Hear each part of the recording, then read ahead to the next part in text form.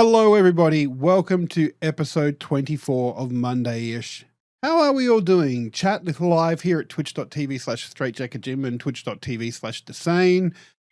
You could leave a comment on the podcast wherever you're listening to it, on YouTube, on Spotify, iHeartRadio, Apple Music, wherever you listen to it, but you're not going to get us talking about it live. So you should come watch us live, really, shouldn't they, Dave? That's exactly it, Jim. Hello, everyone. If you're catching us live, hello, those of you catching up wherever you watch your podcasts. It's lovely to see you. Jim, it's Sunday. We're actually doing this on a Sunday today, which feels like a rarity. I know. This was the original vision. We were going to do it on a Sunday and just have some fun with it. And we very rarely done them on a Sunday. I think we've done more Mondayish recording on Monday than any other day. I mean, you're not wrong, but if you remember, the original idea was also a 10-minute podcast, and look how well we've done with that. Details. But no, how you been going, man? Good. Been we're all systems go at the moment for Pixel Expo because that's in 2 weeks. Pixel Expo will be over. It'll be done. The doors will be shut. We'll be starting all the pack up. Which is. I can't believe I'm talking about that yet when it hasn't actually happened. But yeah, we were doing a busy bee today. We went round the president's place and we were unpacking boxes from last year, making sure everything that was in there that we needed, and just doing some I'm going to say menial tasks because that's pretty much what it was. We putting passes on lanyards and things like that. So it's I'll tell you, the passes this year look really cool for Pixel Expo, and I don't care that this is a plug. I'm going to plug because it's such a good event, and but yeah, it's going to be so cool just getting so much done for Pixel Expo. And yeah, I am tired, if you couldn't tell already. I believe that, man. I believe that. And sorry if I just glitched out a little bit. Yeah. We've got a few things breaking in the background, but we're back. We're alive. We're back. No, Woo! but it's exciting, man. Look, this time 2 weeks from now, Jeff and I will probably be driving home from Perth. We're coming along on the Sunday. So if you are in West Australia, come along to Pixel Expo. Come say hi to us. I know Solaris, you were saying you're getting a ticket. You'd love to see it. No, it's going to be good fun. It is worth it for sure. But no, Jim. Outside of that, and I think the answer is going to be pretty short for you this week, but what have you been playing? Not a lot is the answer to that, and mainly because of Pixel Expo stuff. But I have been helping Nix a bit with Tears of the Kingdom. I can't remember if we'd started that just yet. Last time I don't think you had last time. No. So she played through Breath of the Wild and seemed to enjoy it. She's in chat, so I hope she pipes up and says yes or no. But yeah, so she enjoyed that. Now she's gone on to Tears of the Kingdom. So it's like going through that. She's finished one dungeon so far, and it's the Rito dungeon. So it's got very cold up there in the mountains and above the sky there on the big storm arc, I think it was called. But yeah, she's about a lot of things that I am not aware of. But yes, I agree. The Dorito dungeon. Dorito dungeon. I am lost. Sorry. I'm doing really well today, chat. Please forgive me. Didn't you say Rito dungeon? Rito. Oh yeah, Rito. Oh yeah. Come on, Jim. Oh, I'm tired, man. I'm tired. But chat, it has been good. I think this is going to be a short episode. It's going to be fun. It's going to be fun. But yeah, so it was cool. Finished the first dungeon. Of course, boss fight comes over. I'll get the controller handed to me and go, here, do this. Yeah, perfect. I will say, it is reminding me of, I remember when Tears of the Kingdom came out, I sunk, must have been close to 40, 50 hours into that game over the first 3 days I had it. I was playing the crap out of it. I absolutely loved it. But looking back on it, I think it's my least favorite 3D Zelda.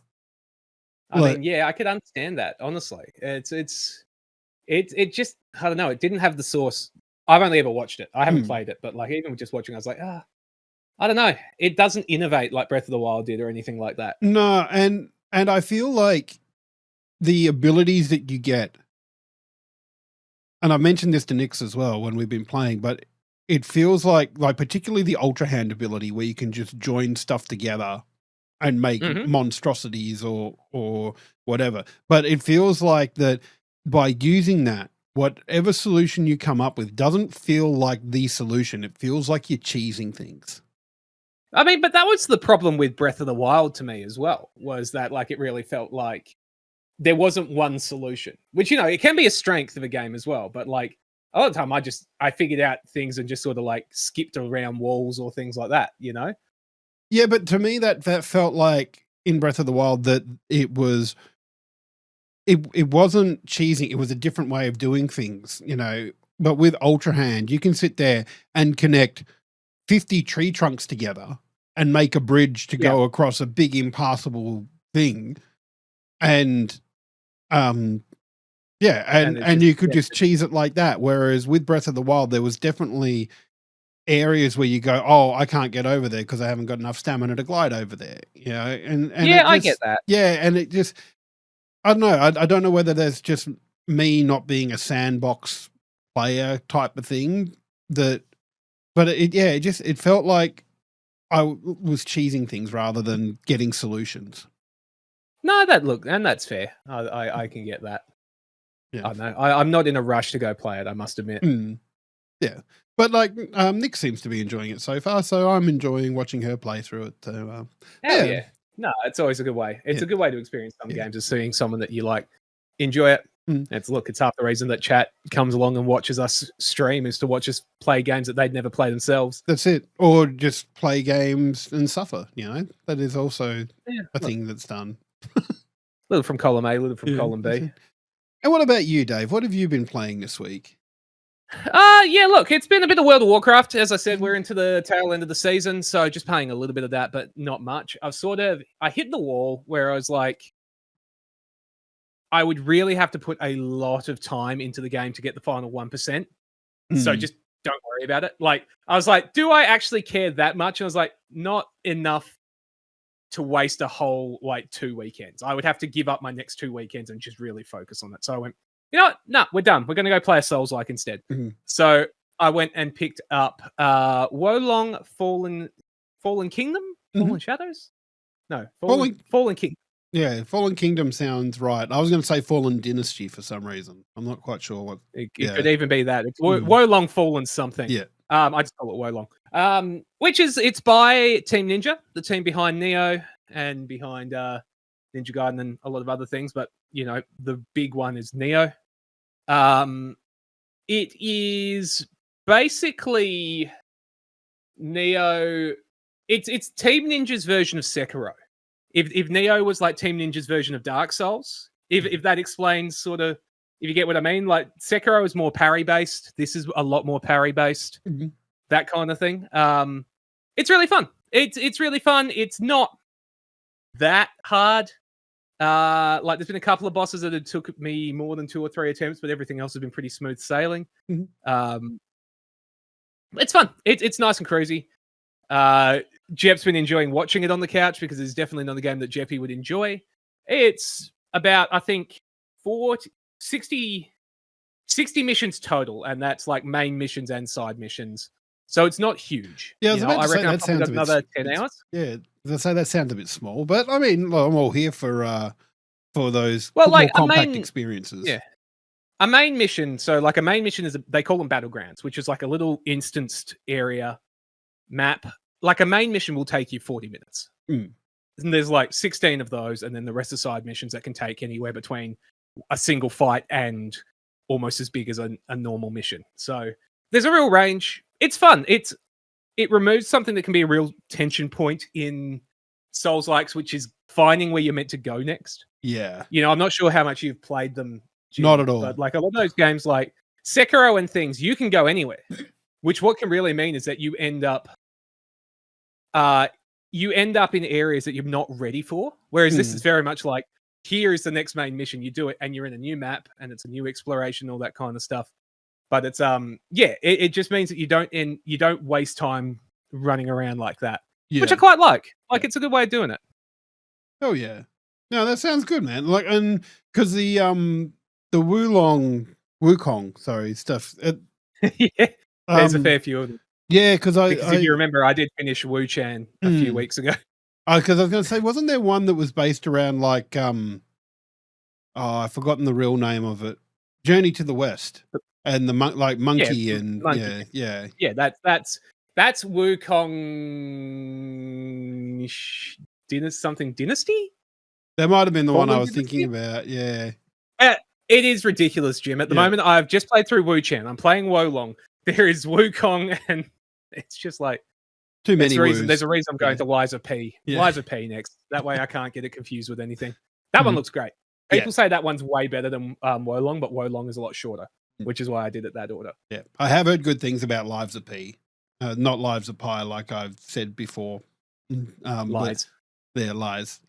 But yeah, no, it does sound fun, and like it's that old challenge thing as well. Like, although you said it wasn't that hard, but that's like the appeal of the Souls like type of games, isn't it? Where there's just that. Oh, and sorry, you go. No, that thought had almost finished, so I was just.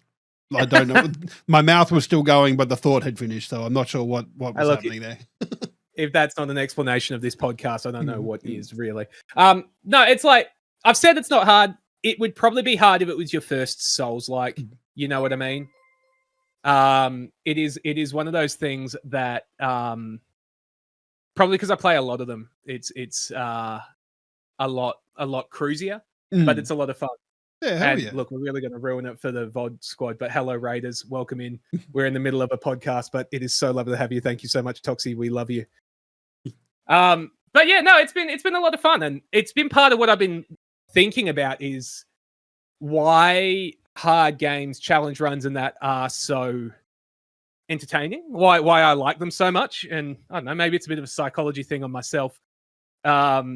And chat, feel free to say if you enjoy these kind of games, why you like them. But there's something so satisfying, Jim, about like beating something that you've been really struggling to beat. Yeah, 100%. Like I can remember as a kid playing Majora's Mask, and I think I must have just had the internet or something, or was talking to friends about it. But there was the boss in the water temple, and I remember hearing how difficult that boss was and how annoying it was. And I think I finished it within a few shots, and all of a sudden I'm going, hell yeah! Like I was excited because like this was this was something that people told me that was going to be hard, and I've managed to beat it. I was like, hell yeah, I'm excited for this. And I think that's like video games are there for you to relax, but there's also that element of the challenge. It's people play games for a variety of reasons. People might play it because they like the story of a game. They might like the controls of a game and how it plays. They might like the challenge, and that's definitely a legitimate way of playing a game. Like you and I have both played some Super Mario World ROM hacks, and that's Absolutely completely different to how Super Mario World was first done. You know, and like that had some hard levels in it, but nothing like Mario ROM hacks. And like it's knowing a game inside and out. I feel like that's a really cool thing, and like to be able to pivot. Like that's why I always admire speedrunners when they when something goes wrong in a run and they have like 4 or 5 backups that they know to be able to go. Absolutely. Yeah. and like there's something to be said for knowing something that well that you can pivot and do something like that. It's cool. Absolutely. No, I love that. And, you know, Toxie up there definitely mentioned level 1 runs for Souls game stuff. Mhm. And when a game is well made enough that you can do that, it's so cool. You know, Kingdom Hearts 2, I argue, is one of the best games ever. And Kingdom Hearts 2 Final Mix has level 1 critical mode where you play on the hardest difficulty at level 1. And you can beat it all. You can like beat bosses in no time in that because the fights are actually designed with a rock, paper, like a solution.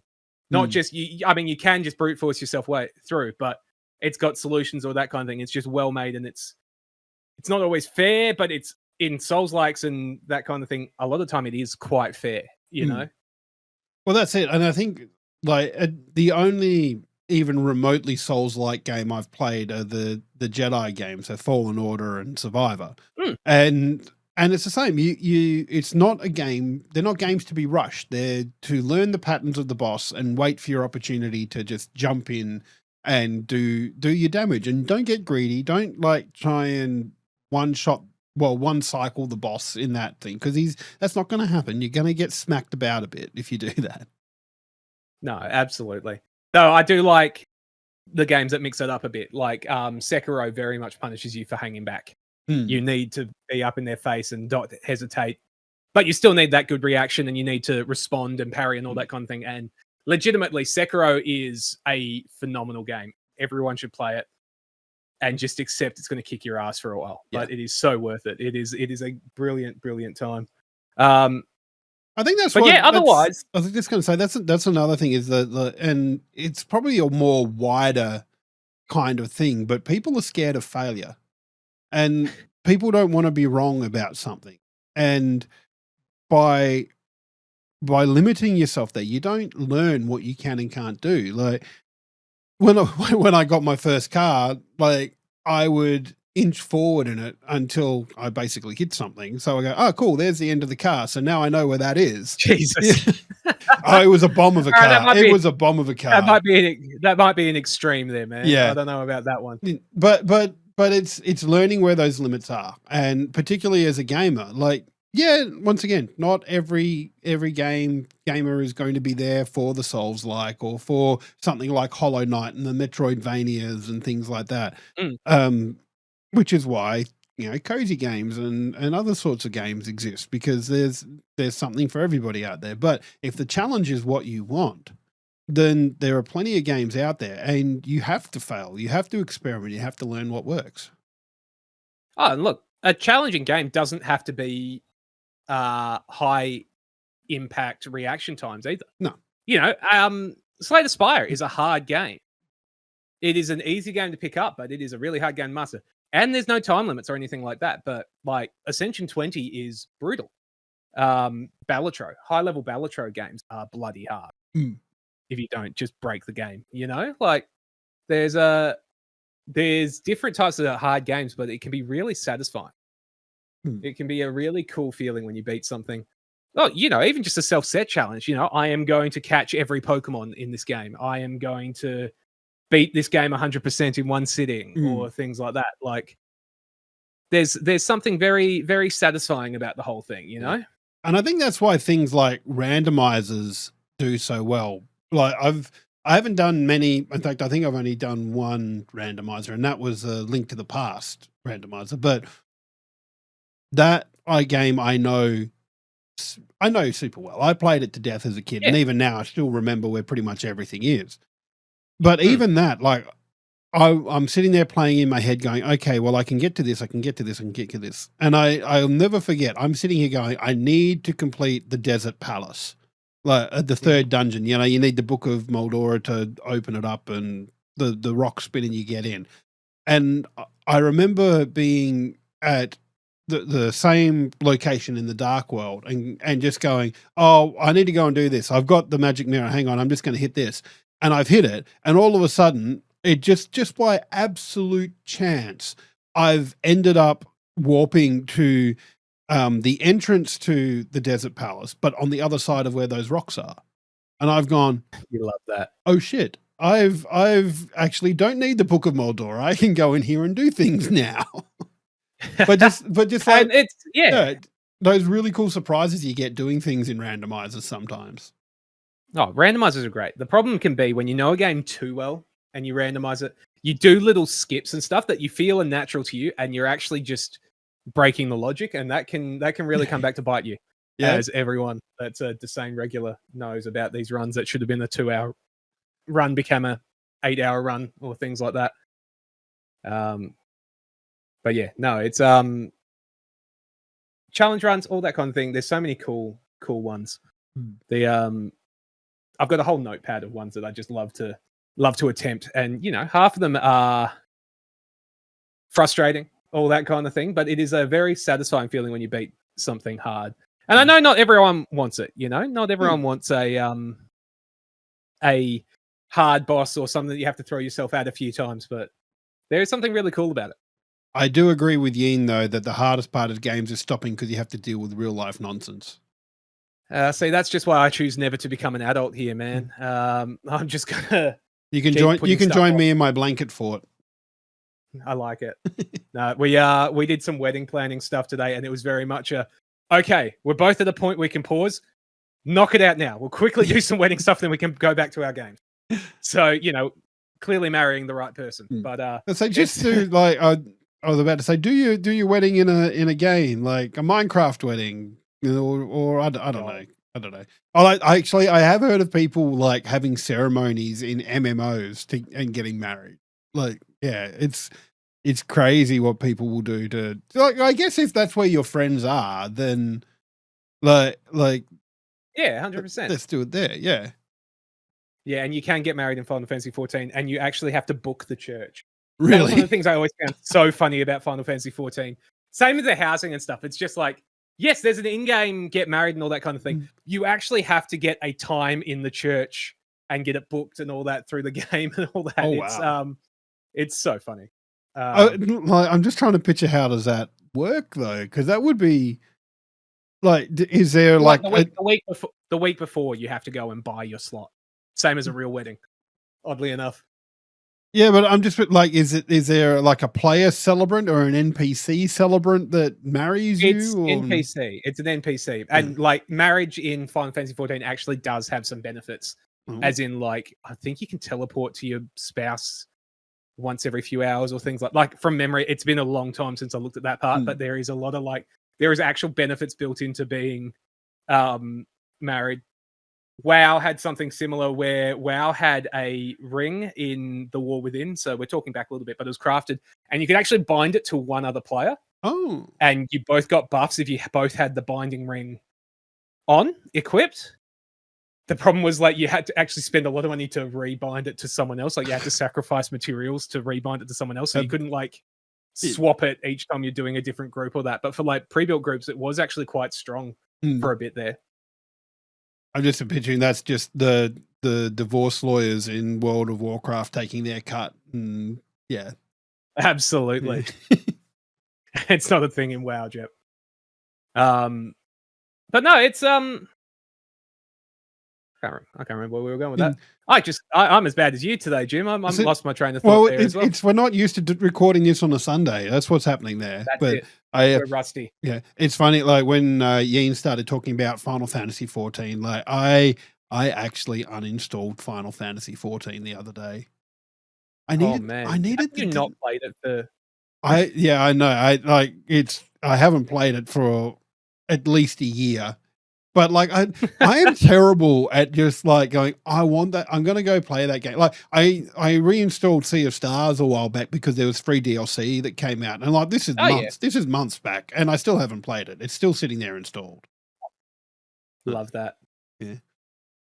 It's but I did go through and like uninstall a whole heap of stuff, and I'm opening up all the various launches that I've got and going, I don't need that. I don't need that. I have no idea what that is. I'm getting rid of that.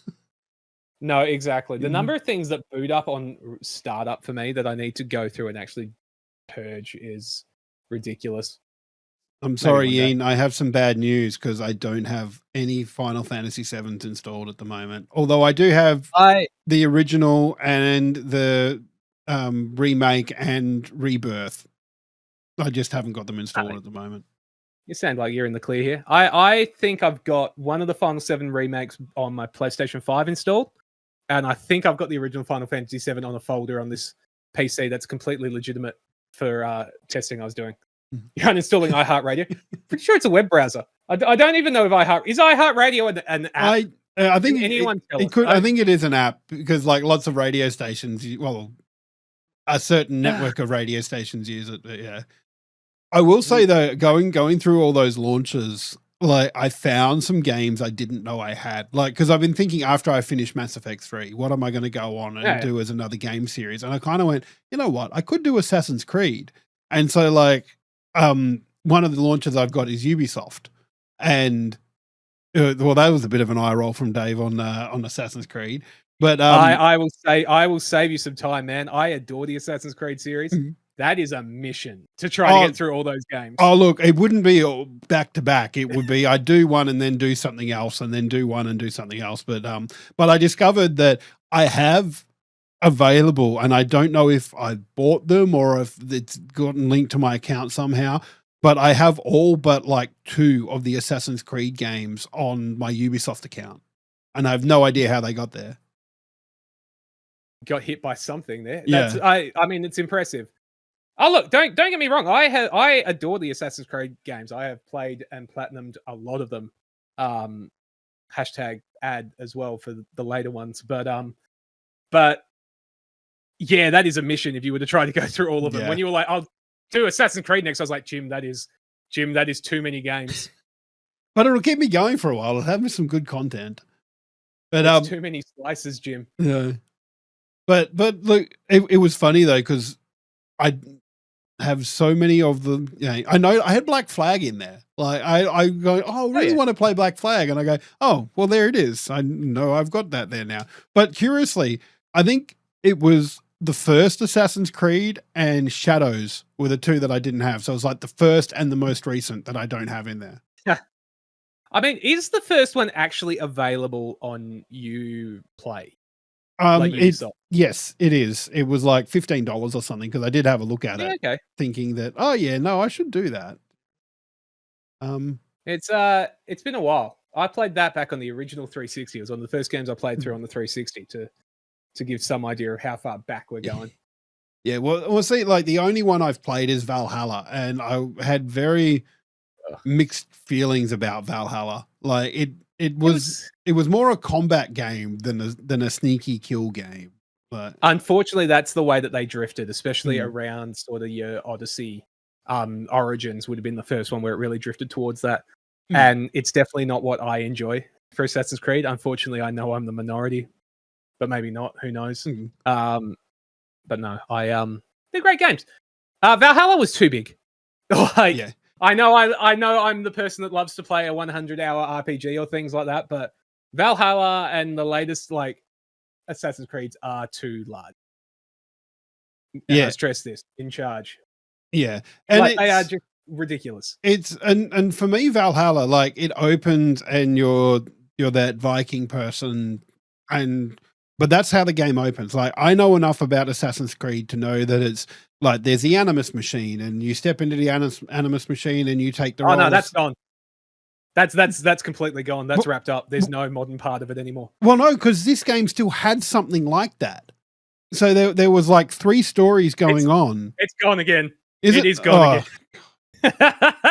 Yeah, but that's what got me though. Is like it starts here, but then they have these little interludes in the real world where you're a person in some sort of makeshift Animus machine, and the sky's orange for some reason, and I've got no idea why, because that's happened in a previous game apparently, but there are no context clues to say, oh yeah, this is what happened.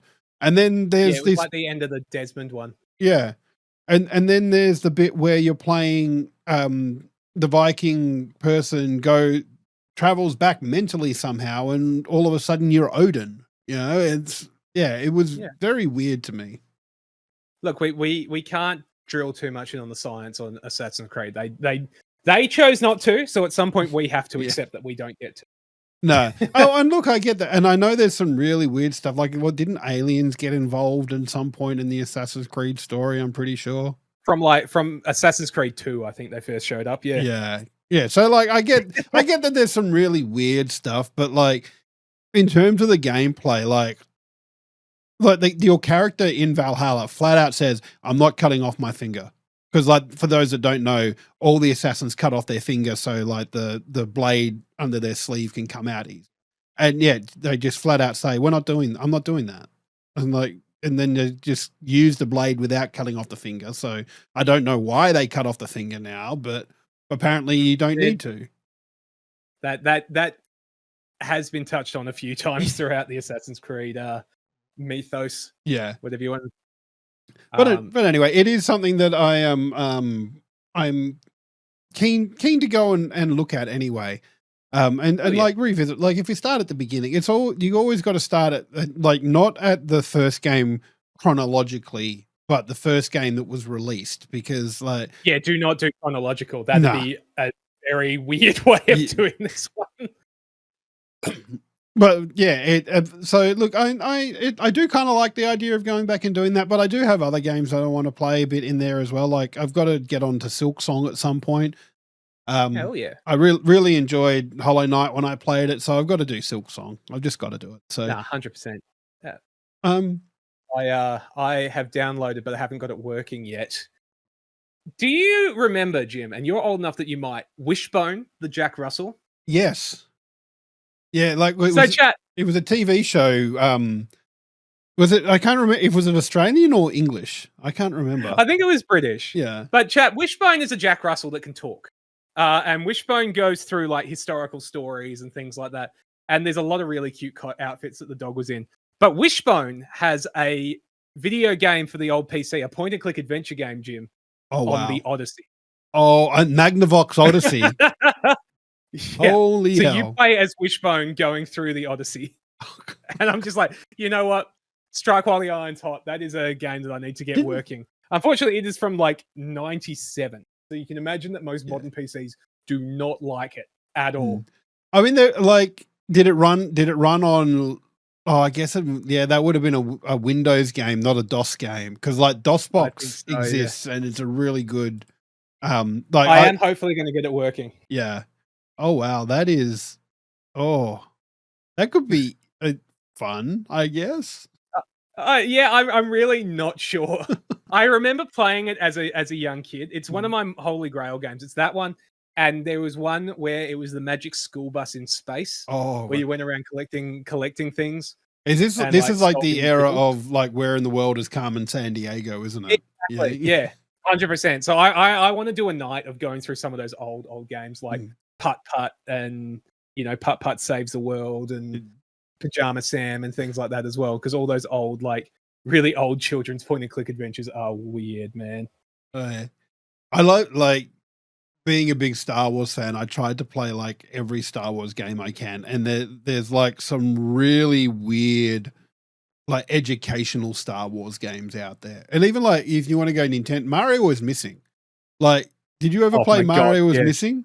Oh, I've never played it, but I have seen it. Yeah, it was like you popped up in somewhere and you got to run around and you found clues as to where you were in the world. As Luigi, and then right? Sorry, was that the one with time travel as well? I think I think that might be a different Mario game. Yeah, but yeah, it was like weird. But then once you worked out where you were, you had to go to the world map and bring Yoshi to you because that was the only way you could get out of that world. And like there were Koopas on there, so. The Koopas, I don't think could kill you, but you had to jump on them and they had landmarks or something from the place that you were at. Like they might have the Mona Lisa or something like. Yeah, it was a game that existed. Yeah. Oh, I love it. Hell yeah. No, that's awesome. But no, nostalgia gaming, man. Oh yeah. I don't think any of them are going to be good. No. Let's be honest. I did a YouTube series for a little while called Star Wars Playtime. Where I went back and played some old Star Wars games and see if they held up. Oh yeah. Surprisingly, a lot of them did hold up, but I remember this is coming from the Star Wars fan. It is, but okay, and I'll define held up in that they played the way that they played as when they were first came out, and they were still decent enough, But I will say the original X-Wing. I have no idea how I used to play that because it was just like everything was so pixelated. Like I could barely see anything on the screen. And this was like, 5 years ago before I actually needed glasses, but it was just, I mean, they were made for a different type of screen, like you look at some of those old games, like even the original Zeldas and stuff, looked very different on the CRTs or whatever you call them. They did, but like it was still like, it was just, God forbid, like I was running it with, so it had like a space debris mode, so you saw like little rocks and whatnot coming towards you. I had to turn it off because I couldn't tell what was a rock and what was an enemy. I mean, you got to love that. Yeah. But yeah, so that one definitely did not hold up, but I was very glad that Star Wars Squadrons got a release so I could play that instead. Hell yeah, man. Mm. Nah. Awesome. Mm. Cool. Well, Jim, I think we've probably hit your time. I think we have For to. today? I think we have to. I think that's probably going to be enough from us for tonight, talking about all these old games, because like old games are fun.